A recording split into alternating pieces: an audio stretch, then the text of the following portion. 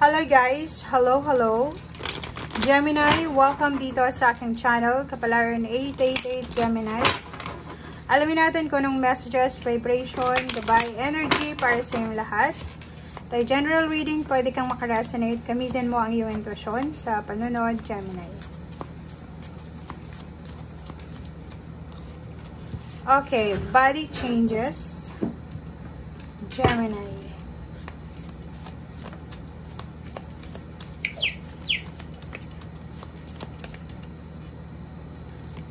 Okay.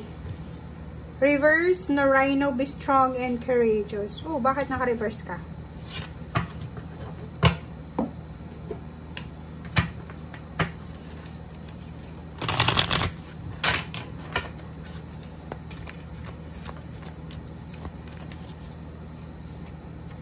Oh, deception.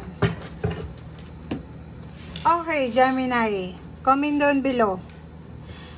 Nakikita mo to na dalawang baraha, reverse. Deception and envy, and be strong and courageous. Parang ang nakikita ko sa'yo dito na posibleng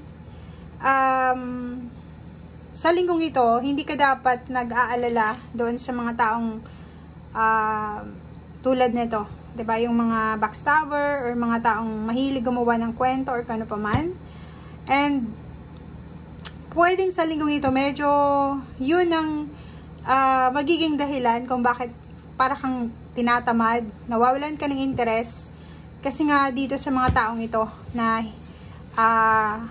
backstabber or kung ano pa man yan. So, medyo nawawalan ka ng tiwala.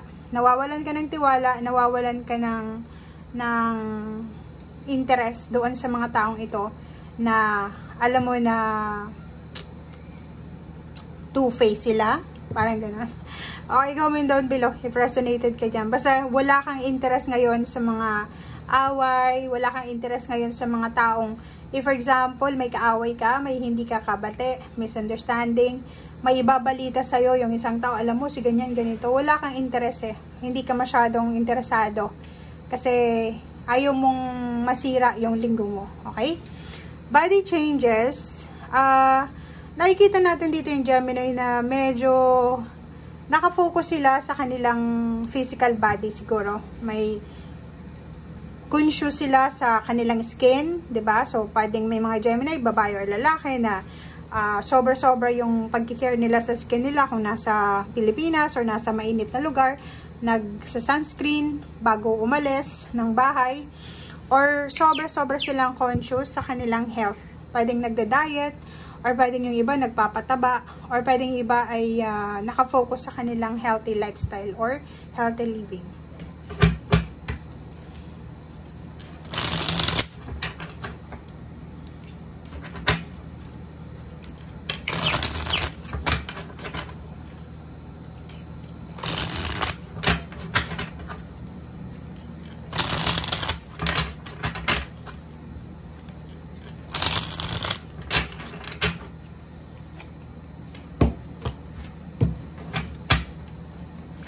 Okay, first card natin is Ace of Cups. Wow.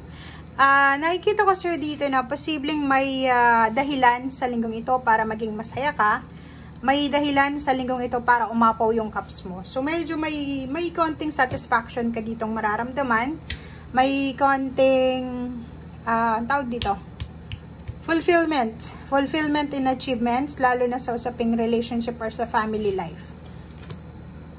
Page of Wands, yun, nakikita ko sa'yo dito, Gemini, na sobra kang positive.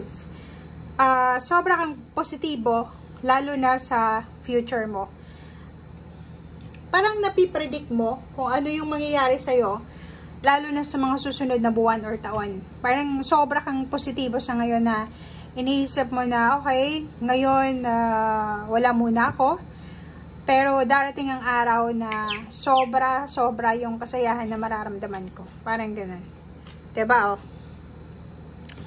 Strong body, mind, and spirit. Okay?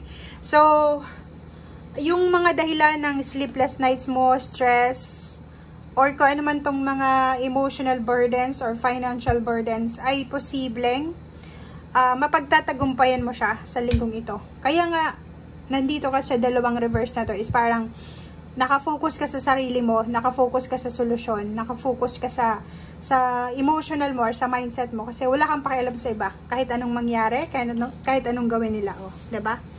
Nandito yung death card. So yun, tapos na kung ano man tong mga issues na meron ka, negative, body, physical, mental, psychological, spiritual, financial, lalo na financial. Okay. Nakikita din natin dito na after ng pain, after ng heartaches, after ng mga hindi naging magandang pangyayari sa pamilya, or sa kung kanino man itong involved sa'yo, may closure, 'di ba? So, pwedeng may pagpapatawaran dito, may